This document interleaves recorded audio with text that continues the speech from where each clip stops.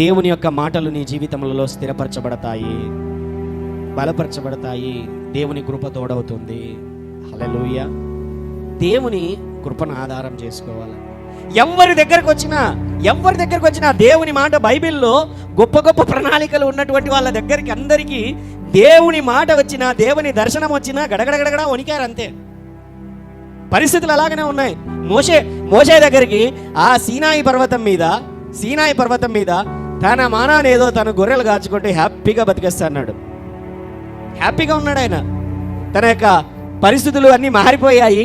40 సంవత్సరాలు అయిపోయింది. అతడు పారిపోయి వచ్చేసాడు. పెళ్ళైపోయింది. అసలు పిల్లలు ఉన్నారు. ఆ కొండల్లో వాళ్ళ మామకు సంబంధించిన గొర్రెలంతా కాచుకుంటూ హ్యాపీగా ఉండిపోయాడు. ఇప్పుడు దేవుడు వచ్చాడు. ఒక పొదలో అగ్ని మండుచా ఉన్నది, కానీ పొద ఆరిపోలేదు, పొద కాలిపోలేదు. అక్కడికి వచ్చి ఆ పొదలోను దేవుని దగ్గర దేవుడు వచ్చి మోషే మోషే అని పిలుస్తున్నాడు.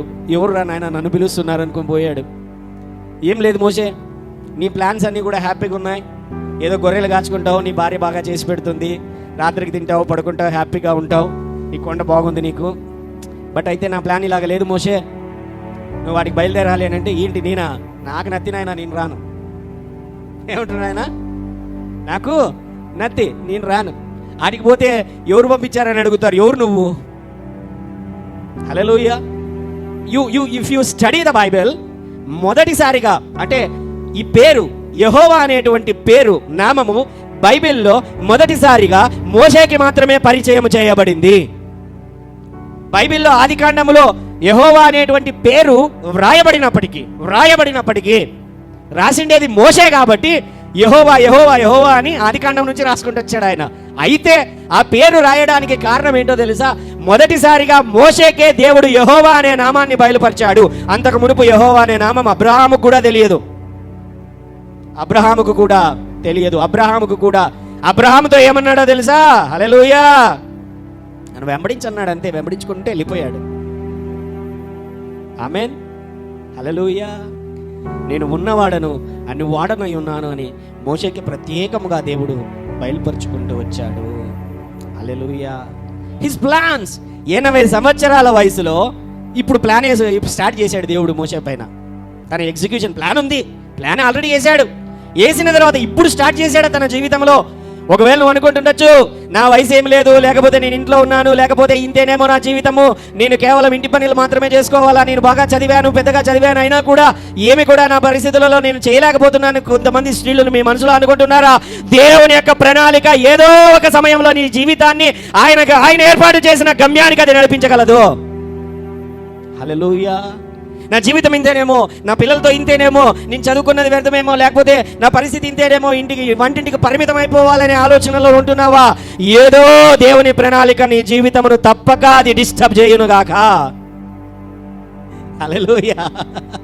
దేవుని ప్రణాళిక నీ జీవితమును డిస్టర్బ్ చేయునుగాక. ఆమేన్, హల్లెలూయా. దేవుని ప్రణాళిక, దేవుడు వచ్చి నిన్ను డిస్టర్బ్ చేయడం మంచిది. ఆమేన్. ఎందుకంటే సోమర్లాగా ఉన్నావేమో, లేకపోతే రాజీ పడిపోయావేమో, లేకపోతే ఇంతే నా జీవితం అనుకుంటున్నావేమో, ఇక ఇంతకాటికి ఏమీ లేదనుకుంటున్నావేమో, అలాంటి పరిస్థితులలో నువ్వు ఉన్నట్లయితే దేవుడు వచ్చి నిన్ను డిస్టర్బ్ చేయడం మంచిది. హల్లెలూయా, హల్లెలూయా. దేవుడు డిస్టర్బ్ చేస్తే మంచిదే కదండి. మనల్ని ఆయన ప్రణాళికలతో వచ్చి మన దగ్గర నిలబడితే మంచిదే కదా. మన జీవితాలే మార్చబడగలవు.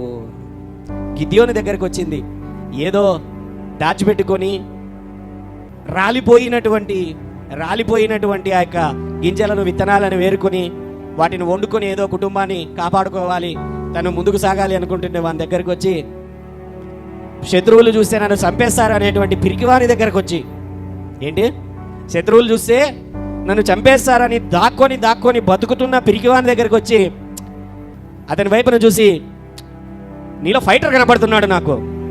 ఏంటి? నీలో ఫైటర్ కనబడుతున్నాడు నాకు, మహాపరాక్రమము కలిగిన బలాఢ్యుడా.